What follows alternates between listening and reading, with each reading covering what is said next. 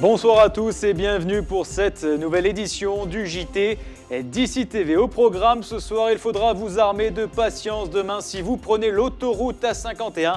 Un blocus est organisé de 9h à 19h à hauteur de Aix-en-Provence. Le département s'exporte à merveille avec l'opération Saint-Germain-des-Neiges. Des stations et l'ambiance des Hautes-Alpes investissent durant quelques jours la capitale. Et puis, zoom en fin d'édition sur la fin d'une belle époque.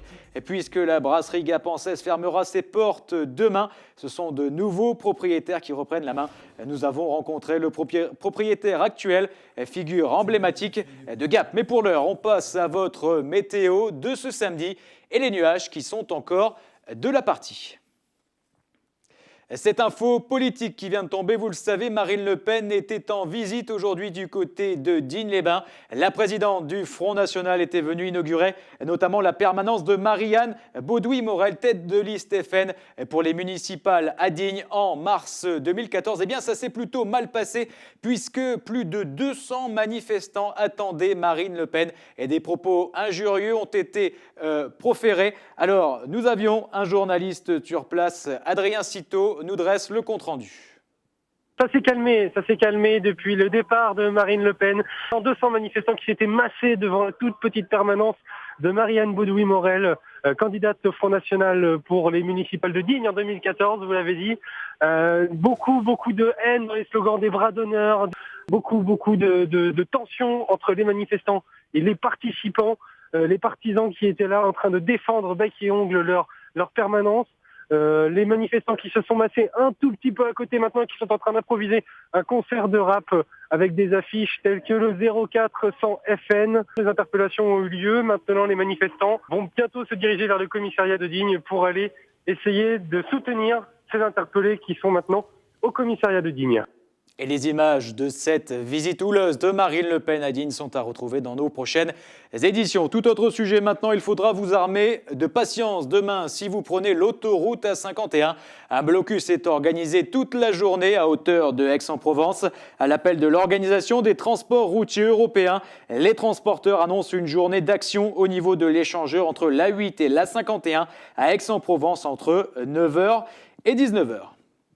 Tout autre sujet maintenant, le préfet des Hautes-Alpes, Pierre Bénard, a fait la visite aujourd'hui des entreprises des Hautes-Alpes. Alors ce matin, il était du côté de la SAPB, c'est à la Bâtie-Neuve. Ensuite, direction Sabine-le-Lac et l'entreprise Optex. Enfin, il a terminé avec la menuiserie Renouf à Chorges. Le préfet des Hautes-Alpes souhaite développer la filière bois. Vous l'écouterez au cours de nos titres.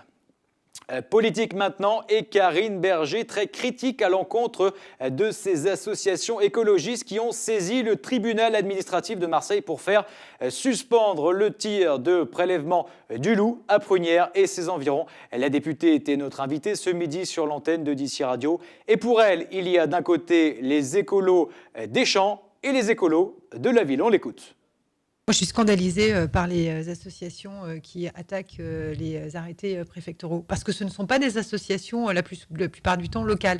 Ce sont des associations qui s'autoproclament de protection de la nature, mais qui sont basées en plein Paris ou en plein Marseille. Il se trouve que dans notre département, que ce soit les représentants d'Europe Écologie des Verts ou les associations locales, je pense à la SNPA, ce sont toutes les deux, se sont tous déclarés plutôt favorables aux mesures de protection qui ont été prises, et notamment d'autorisation de tir contre le loup. Donc on est là vraiment sur, les écolos des villes versus les écolos des champs. Les écolos des champs, ils sont du côté de l'éleveur de prunières. Les écolos des villes, ils sont, ils sont du côté du loup sans doute. 5000 tonnes de sel, c'est ce qui a été déversé l'hiver dernier sur les routes du département. Alors pour conserver ces routes, la préfecture et les services techniques du département s'étaient donné rendez-vous aujourd'hui, comme chaque année, pour faire le point sur la viabilité hivernale, cette surveillance accrue du réseau routier pendant l'hiver.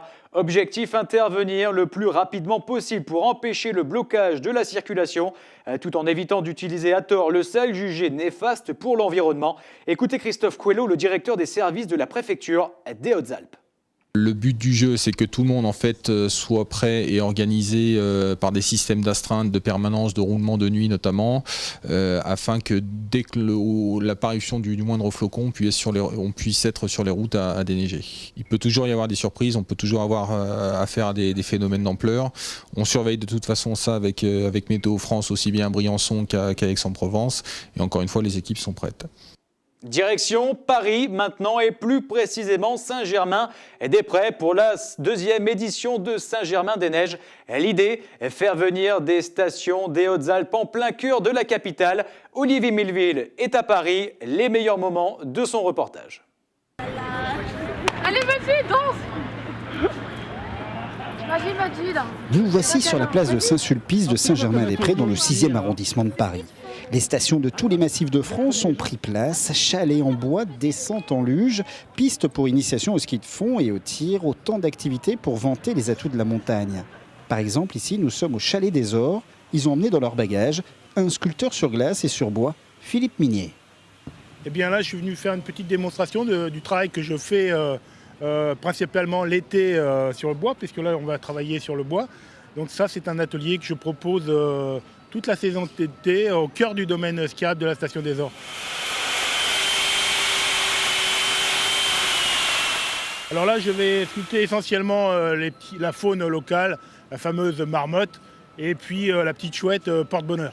La chouette et surtout le hibou apportent la fortune dans la famille. Quand on l'entend dans la forêt, si on a une pièce de monnaie dans la poche, on est assuré d'avoir suffisamment d'argent toute l'année. Vous le savez, c'est comme ça que ça se passe chez nous.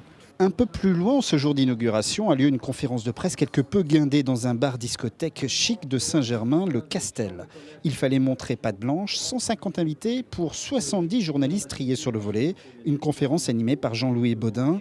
61 minutes pour ouvrir 3 jours de festivités et lancer la saison des stations, où l'on a posé une question aux représentants de chaque massif. Quelle est la nouveauté ou l'actualité dans votre massif cet hiver? À cette question, c'est Xavier Cré qui s'y colle pour les Hautes-Alpes. Les nouveautés, c'est une véritable accessibilité supplémentaire aux Hautes-Alpes. Oui, le thème, c'est l'accessibilité aux Hautes-Alpes. Dans les Hautes-Alpes, plus que jamais, les Hautes-Alpes sont à portée des grandes métropoles, et notamment de Paris, puisqu'on a maintenant un billet direct SNCF TGV de Paris à Montgenèvre.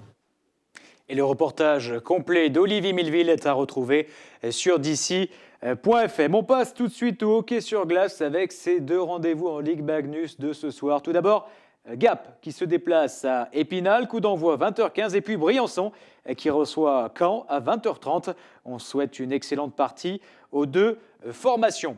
Allez, on termine ce journal avec une page qui se tourne puisque demain, ça sera le dernier service pour les propriétaires de la Belle Époque, cette brasserie bien connue dans le centre de Gap. Alors, Didine et son épouse sont très émus de partir. Écoutez Didine. Ah, que dire, beaucoup de choses. Mais remercier les Gapençais de toutes ces années, de leur fidélité et leur amitié. Sincèrement, ça me fait chaud au cœur et en même temps une peine immense, mais enfin, on ne va pas quitter le département non plus. Donc nous restons là. Nous aimons, nous sommes amoureux de ce ciel bleu. Et cela faisait 12 ans que Didine et son épouse étaient à la tête de la brasserie La Belle Époque. L'actualité d'ici est maintenant terminée, mais elle continue sur d'ici.fr et sur d'ici Télé. Excellente soirée en notre compagnie.